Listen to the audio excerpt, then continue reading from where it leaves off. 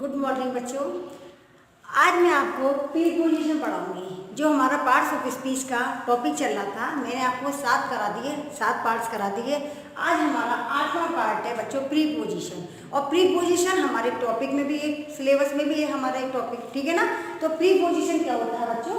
संबंध बोधक शब्द होते हैं ये, ठीक है। संबंध बोधक शब्द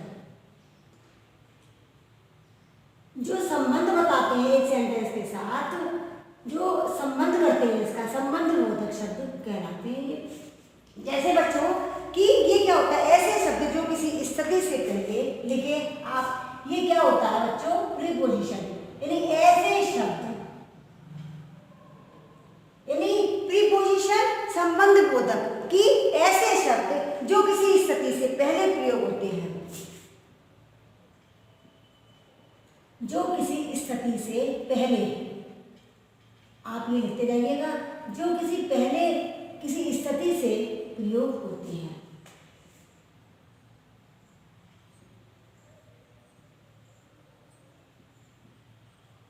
वो हमारे प्रीपोजिशन कहलाते हैं, यानी प्रीपोजिशन कहलाते हैं।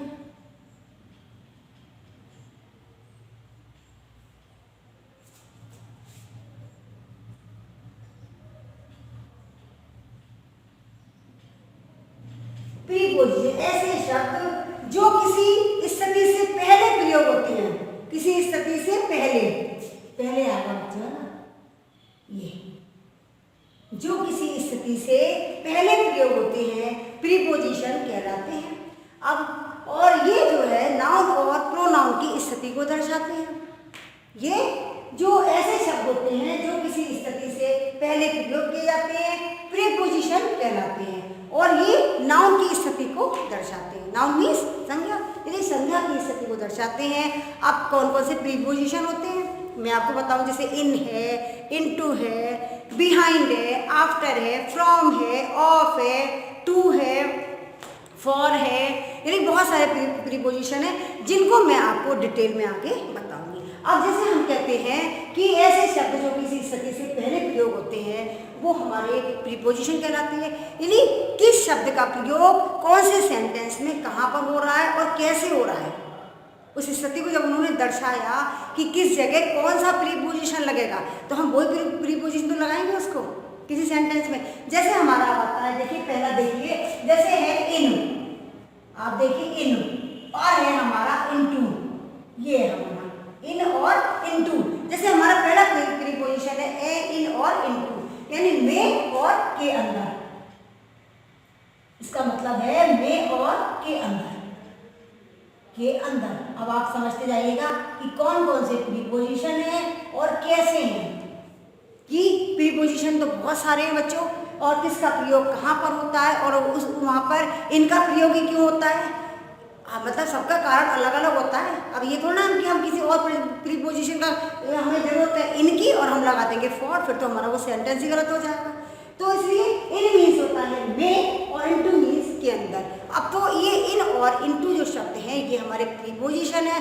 अब इनका प्रयोग कहाँ होता है, जैसे मैं आपको बता रही हूँ इन मीन्स में। अब जैसे मैं यहाँ पे खड़ी हुई हूँ कमरे में, तो I am standing in the room, मैं खड़ी हुई हूँ। तो जो चीज़ स्थिर होती है, पहले से ही जो चीज़ मौजूद होती है रूम में, तो वहाँ पर होता है इनका प्रयोग। और इनटू का प्रयोग बच्चों कहाँ होता है? इनटू का प्रयोग कहाँ होता है? जैसे गतिशील अवस्था में, जैसे मैं यदि चलकर क्लास में आ रही हूँ, जैसे हम कहते हैं teacher is coming into the room, कि टीचर क्लास में आ रही है। और यदि मैं पहले से ही क्लास में बैठी हुई हूँ, मैं बच्चों को पढ़ा रही हूँ, मैं बैठी हुई हूँ, तो हम कहेंगे the teacher is sitting in the room, यानी टीचर जो है क्लास में बैठी हुई है। या टीचर इज टीचिंग, मतलब क्लास में जब मैं पहले से ही मौजूद हूँ तो वहाँ पर बच्चों इनका प्रयोग होता है। और इनटू का प्रयोग बच्चों गतिशील अवस्था में होता है, जैसे हम चलकर आ रहे हैं कि teacher is coming into the room, teacher class में आ रही है। या teacher entered into the class, teacher ने क्लास में प्रवेश किया। समझ में आ रही है आपको मेरी बात? कि टीचर ने क्लास में प्रवेश किया, teacher entered the room, teacher entered into the room, teacher ने क्लास में प्रवेश किया। तो जब वो गतिशील अवस्था में हो जाता है बच्चों, वहाँ पर इनटू का प्रयोग होता है, और जो चीज़ पहले से ही स्थिर होती है वहाँ पर इन का प्रयोग होता है। ठीक है ना। अब आप इसको साथ में लिखते जाइएगा।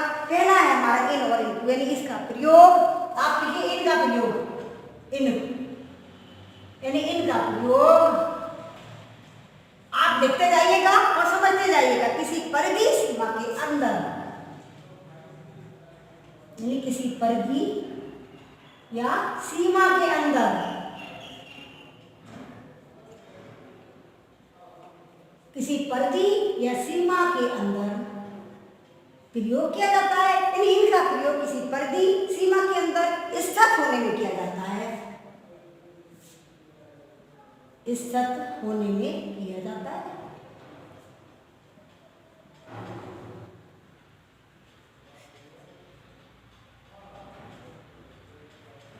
स्थित होने में किया जाता है।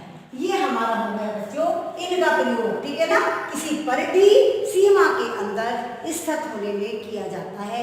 जैसे मैं आपको इसका एग्जांपल बताती हूँ, we are sitting in the room. अब आप इसका एग्जांपल भी लिखते जाइएगा साथ साथ। We are sitting in the room, in the room, ये आ गया हमारा प्रीपोजिशन। वी आर सिटिंग यानी हम कमरे में बैठे हुए हैं। We are sitting in the room, यहाँ पर बच्चों इनटू का प्रयोग तो नहीं होगा। हम स्थिर अवस्था में बैठे हुए हैं, हम चल तो नहीं रहे हैं, बैठे हुए हैं ना, तो यहाँ पे आ जाएगा। यानी इनका प्रयोग किसी परिधि या सीमा के अंदर स्थित होने में किया जाता है। जब हम पहले से इस कमरे में बैठे हुए हैं तो we are sitting in the room, यहाँ पर बच्चों इनका प्रयोग होता है। ठीक है ना। अब आप इनटू का देखिए कि इनटू में क्या होता है।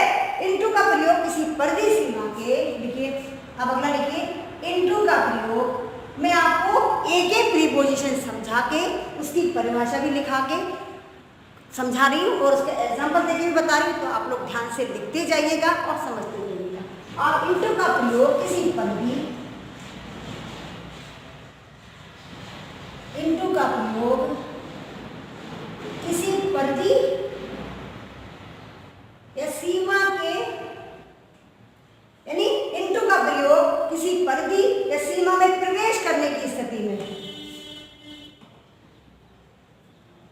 प्रवेश करने की स्थिति में,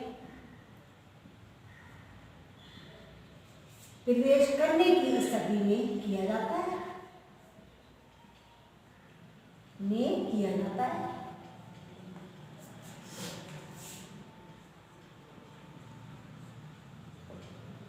ठीक है। इनटू का प्रयोग किसी परिधि या सीमा में प्रवेश करने की स्थिति में किया जाता है। जैसे हम कहेंगे she entered into the room. आप एग्जांपल लिखिए। जैसे हम कहेंगे she entered, she entered into the room, यहाँ पर इनका प्रयोग नहीं होगा, यानी उसने कमरे में प्रवेश किया। तो ये बच्चों हो गई हमारी प्रवेश करने की स्थिति में, यानी उसने प्रवेश किया या गतिशील अवस्था। ठीक है ना। We are playing in the ground. और देखिए एग्जांपल, वी आर प्लेइंग, हम खेल रहे हैं। तो खेलना क्या है, गतिशील अवस्था है बच्चों। प्लेइंग यानी हम कार्य कर रहे हैं, खेल रहे हैं, खेलना भी एक गतिशील अवस्था है। We are playing into the ground, यानी मैदान में खेल रहे हैं, इनटू द ग्राउंड। ये आपको समझ में आ रहा होगा बच्चों। ये हो गया हमारा she went into the kitchen. ये देखिए शी वेंट यानी गई, वो चल के गई ना, into the kitchen.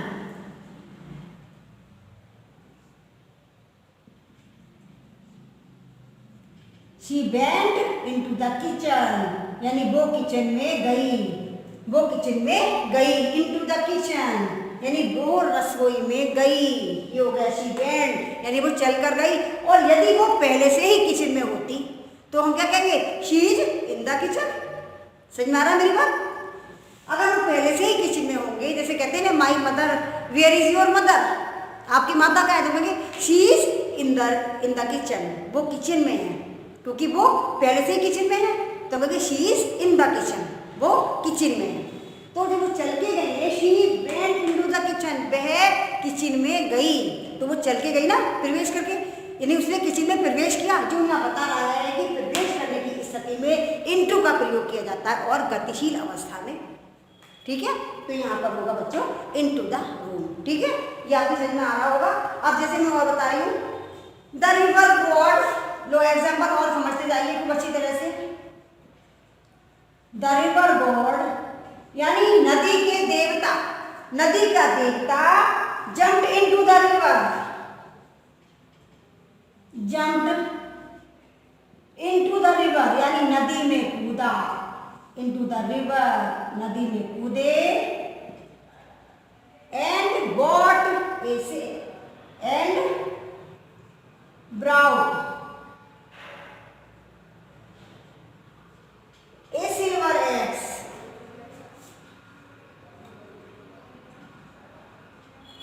Silver axe यानी तो क्या आ गया यहाँ पे इनटू का प्रयोग, यानी उन्होंने कूदने का कार्य किया। समझ में आ रही है मेरी बात?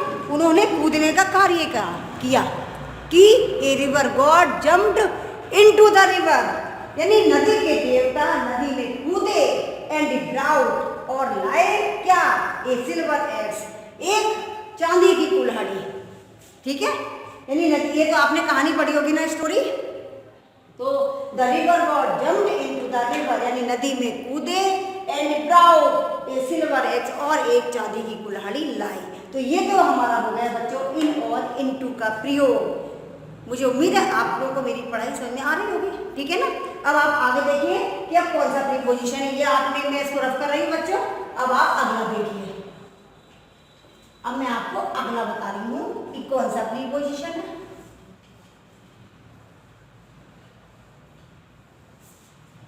इसलिए मैं आपको एग्जाम्पल दे देके जो समझा रही हूँ ना, इससे आपको समझ में ज़्यादा अच्छा आएगा। इसलिए मैं हर चीज़ की आपको एग्जाम्पल देके समझा रही हूँ, उसको ध्यान से समझते जाइएगा और लिखते जाइएगा। नंबर 2 आता है ऑन और अपॉन, ऑन और अपॉन। अब आप ऑन और अपॉन का प्रयोग देखिए, ऑन और अपॉन यानी पर या ऊपर। इसका क्या मतलब होता है, पर या ऊपर। अब ये देखिए आप, पर या ऊपर, ऑन या अपॉन। अब इसका प्रयोग देखिए आप कैसे होता है, किसी एक वस्तु के ऊपर। देखिए ऑन का प्रयोग, ऑन का प्रयोग देखिए किसी एक वस्तु के ऊपर, किसी एक वस्तु के ऊपर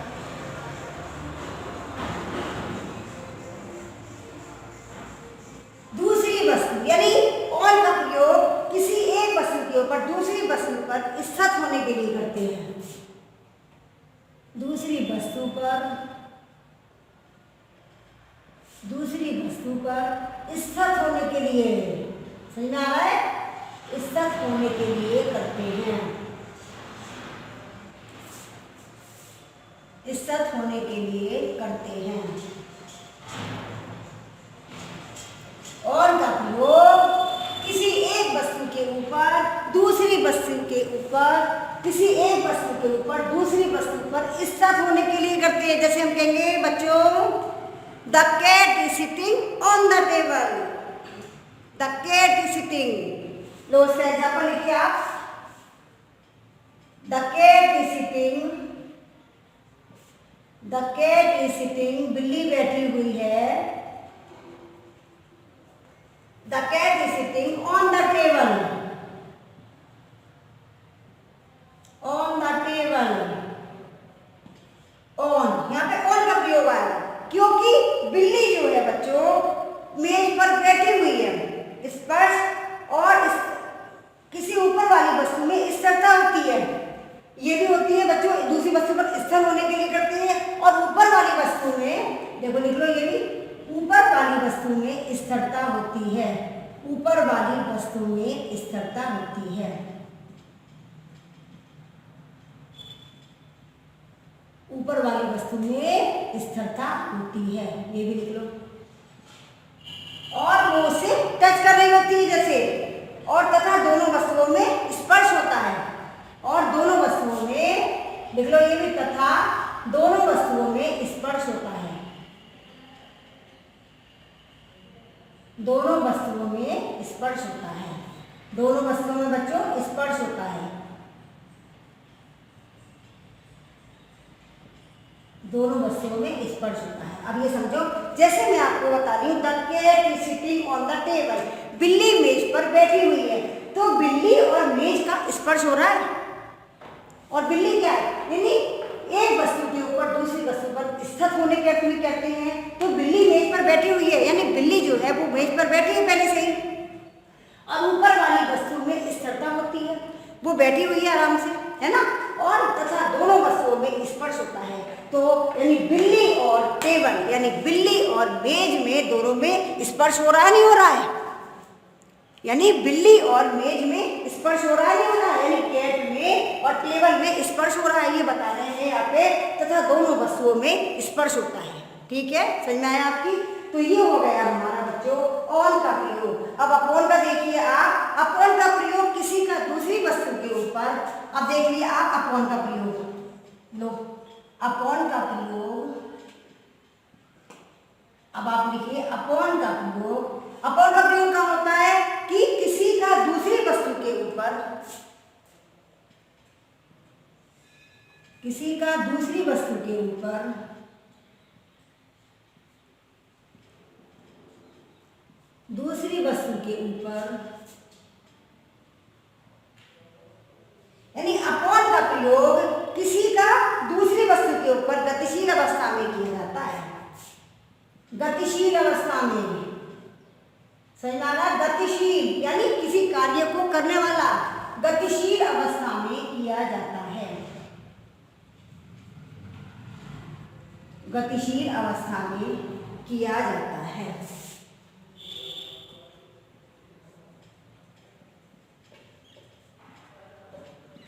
इसका गतिशील अवस्था में किया जाता है। यहाँ दोनों वस्तुओं में स्पर्श होता है। बच्चों यहाँ भी दोनों वस्तुओं में स्पर्श होता है। यहाँ दोनों वस्तुओं में स्पर्श होता है। दोनों वस्तुओं में स्पर्श, यानी वो एक दूसरे को टच करती है, दोनों वस्तुओं में स्पर्श होता है। ठीक है,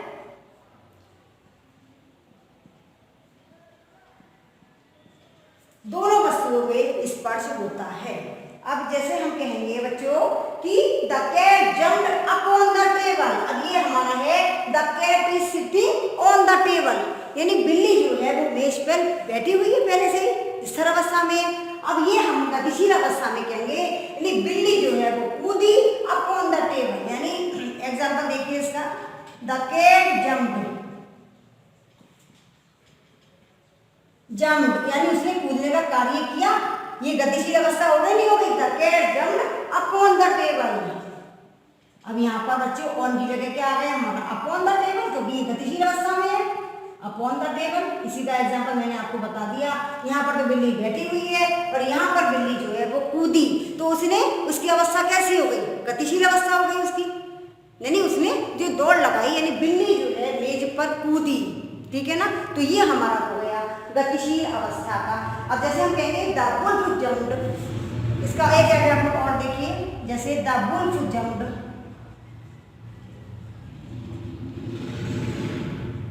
यानी भेड़िया कूदा, भेड़िया कूदा अपॉन द लेम, मेमने पर, अपॉन द लेम, मेमने पर, अपॉन द लेम, यानी वुल्फ जम्प्ड अपॉन द लेम, यानी भेड़िया जो है वो मेमने पर कूदा एंड किल्ड इट, और इसको मार दिया। एंड किल्ड इट, जब भाई वो उसके ऊपर कूदेगा तो उसको मार ही डालेगा। एंड किल्ड इट, और इसको मार दिया। ठीक है, the wolf jumped upon the lamb, भेड़िया जो है वो मेमने पर कूदा, यानी उसने इसको झपटा, कूदा और किल्ड इट, और इसको मार दिया। ठीक है ना, तो ये हमारे हो गए बच्चों ऑन और अपॉन का प्रयोग। ऑन मीन्स पर और अपॉन यानी ऊपर। ठीक है, अब ये हो गया हमारा स्थिर अवस्था में, ये हो गया हमारा गतिशील अवस्था में, और यहाँ दोनों वस्तुओं में बच्चों स्पर्श होता है। ठीक है, यहाँ दोनों वस्तुओं में स्पर्श होता है। ठीक है, सही में आया होगा आपके। अब आप देखिए बिहाइंड और आफ्टर। ठीक है, अब हम आगे आपको बता रहे हैं बिहाइंड। बिहाइंड मीन्स पीछे।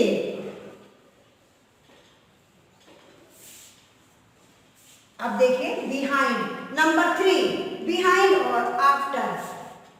नंबर 3 हमारा हो गया बिहाइंड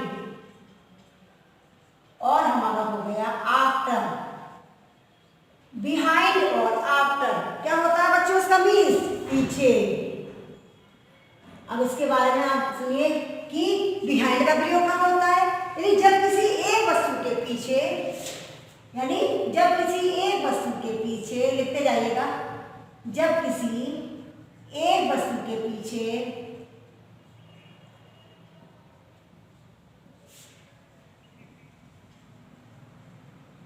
जब किसी एक वस्तु के पीछे दूसरी वस्तु स्थिर अवस्था में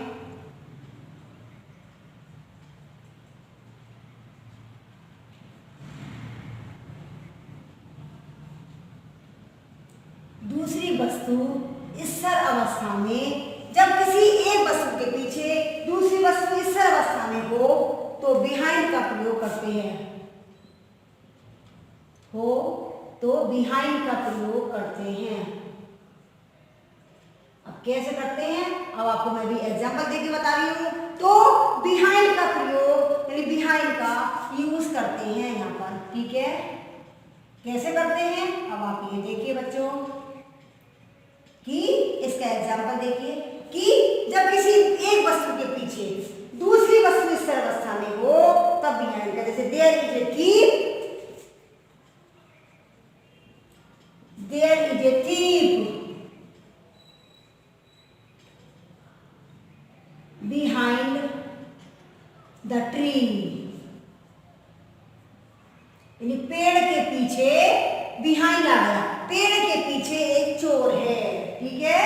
कि जब एक वस्तु दूसरी वस्तु और वो स्थिर अवस्था में हो तो बिहाइंड का यूज करते हैं। जैसे there is a thief behind the tree, कहते हैं ना पेड़ के पीछे एक चोर है, यानी वो चोर चुपचाप खड़ा हुआ है, चोरी करके वो पेड़ के पीछे जाके छुप गया है, तो कहते हैं there is a thief behind the tree, यानी पेड़ के पीछे एक चोर है। समझ में आया आपको ये वाला प्रयोग? अब आप आगे देखिए। अब जैसे हम कहेंगे आपको बच्चों, अब आफ्टर का देखिए, जब किसी वस्तु के पीछे, अब आफ्टर का देखिए, आफ्टर का देखो, जब किसी वस्तु के पीछे कोई गतिशील अवस्था में होता है, जब किसी वस्तु के पीछे कोई दौड़ लगाता है या गतिशील अवस्था में है, जब किसी वस्तु के पीछे दूसरी वस्तु गतिशील अवस्था में हो, दूसरी वस्तु गतिशील अवस्था में हो,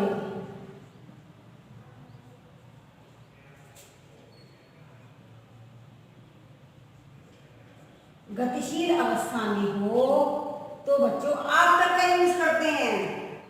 हो तो आफ्टर का यूज करते हैं, ठीक है। तो आफ्टर का यूज करते हैं, ठीक है ना।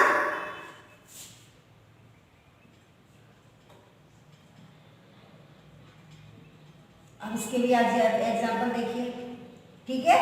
तो आफ्टर का यूज करते हैं। जैसे हम कहेंगे बच्चों एग्जांपल में हमारा क्या आएगा, जैसे there is a policeman, there is a policeman, एक पुलिस वाला, यानी बाज रनिंग, जो भाग रहा है यानी दौड़ रहा है, बाज रनिंग कहाँ, आफ्टर द थीफ, यानी चोर के पीछे, बाज रनिंग आफ्टर द थीफ, यानी चोर के पीछे, तब आएगा हमारा यहाँ पे आफ्टर का प्रयोग।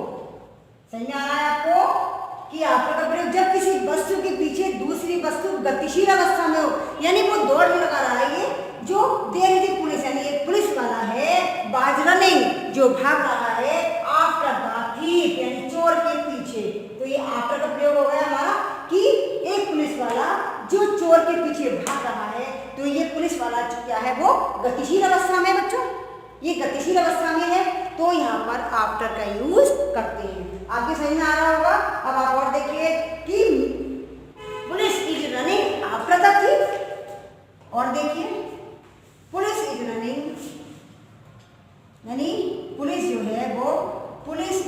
रनिंग, पुलिस दौड़ रही है चोर के पीछे। Running after the thief,